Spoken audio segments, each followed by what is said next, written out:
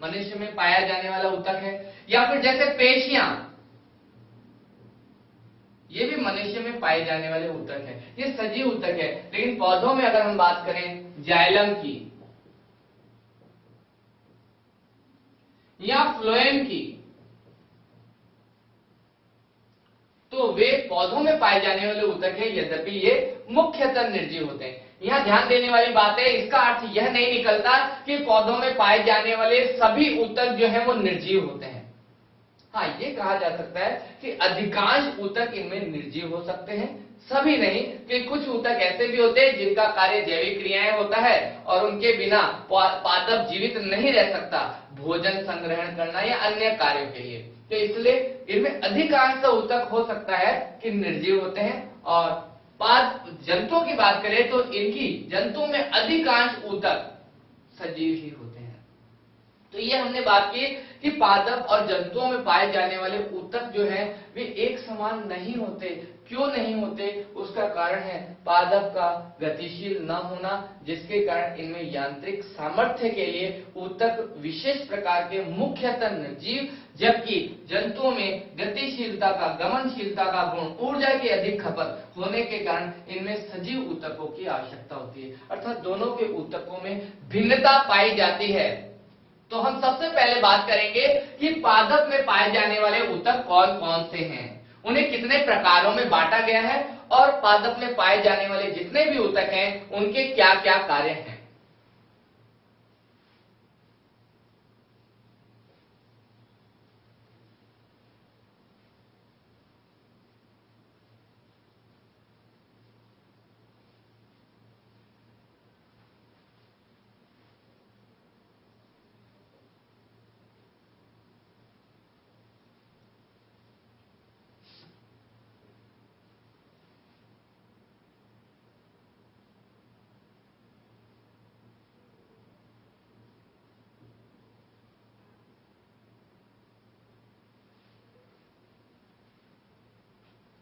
हम ये जानते हैं कि पादपों में जो वृद्धि है वह जंतुओं की तुलना में अनिश्चित होती है, और जीवन भर पादप वृद्धि करते रहते हैं। जैसे यदि कोई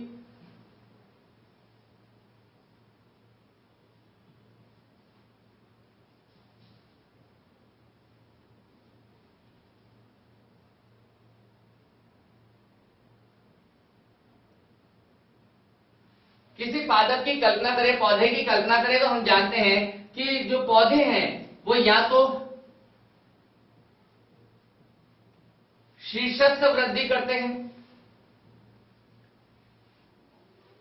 यानी ऊपर की ओर, इनमें तना या पादप का जो भाग है वह ऊपर की ओर वृद्धि करता है, या फिर हम देखते हैं पादप में पाई जाने वाली शाखाएं वे भी वृद्धि करती रहती है, और यह वृद्धि इनमें जीवन भर होती है। पादपों में वृद्धि मुख्यतः जीवन भर होती है, लेकिन जंतुओं में जो वृद्धि की बात करें वह किसी विशेष क्षेत्र में नहीं होती। जैसे मैंने अभी बताया कि तना है या पौधे का ऊपरी वायवीय भाग है, तो उसका शीर्ष भाग ऊपर की ओर वृद्धि करता रहेगा और वह शायद जीवन भर वृद्धि करता रहे। पार्श्व शाखाएं हैं वो जीवन भर वृद्धि करती रहे, लेकिन जंतुओं में ऐसा नहीं होता। जंतुओं में एक निश्चित आकार धारण करने के पश्चात, एक निश्चित लंबाई धारण करने के पश्चात वृद्धि रुक जाती है। तो वृद्धि के अलग अलग भाग होते हैं। तो पादपों में भी उसी आधार पर ही, क्योंकि पादपों में वृद्धि क्षेत्र अलग होते हैं, उसी आधार पर पादपों में जो ऊतक है उन्हें हम मुख्य रूप से दो भागों में विभाजित करते हैं।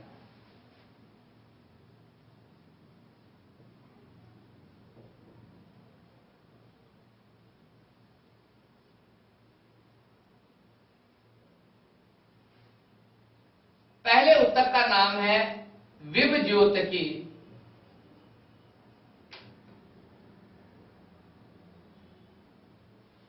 विभज्योतकी ऊतक या विभज्योतक।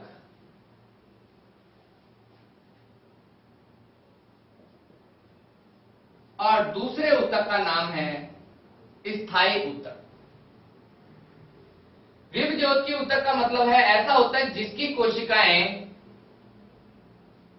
विभाजन का गुण रखती हो।